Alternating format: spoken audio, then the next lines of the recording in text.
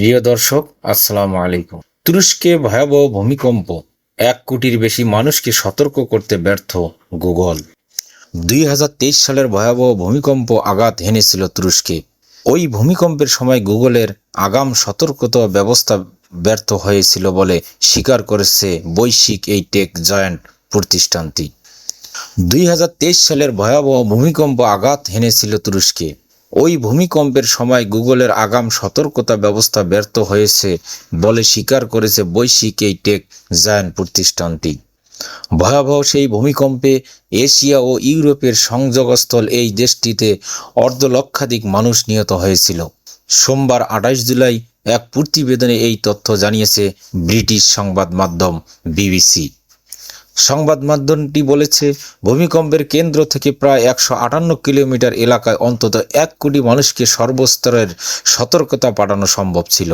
আর সেই সতর্কতা ওই অঞ্চলের মানুষকে নিরাপদ আশ্রয়ে যাওয়ার জন্য 35 সেকেন্ড সময় পর্যন্ত সময় দিতে পারত।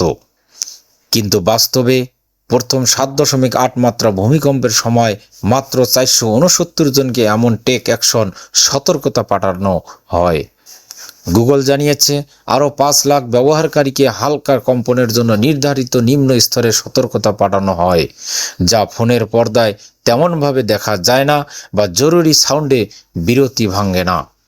গুগল আগে বলেছিল তাদের সতর্কতা ব্যবস্থা ভালো কাজ করছে। এই প্রযুক্তিতে অ্যান্ড্রয়েড চালিত স্মার্টফোনে কাজ করে, যা তুরস্কে ব্যবহৃত মোবাইল ফোনের 70%-এরও বেশি।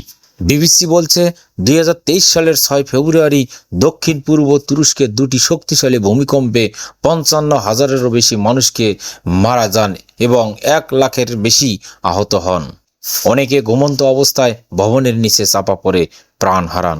ভূমিকম্পের দিন গুগলের সতর্কতা ব্যবস্থা চালু ছিল, তবে সেটি কম্পনের প্রকৃত মাত্রা যথাযথভাবে শনাক্ত করতে ব্যর্থ হয়।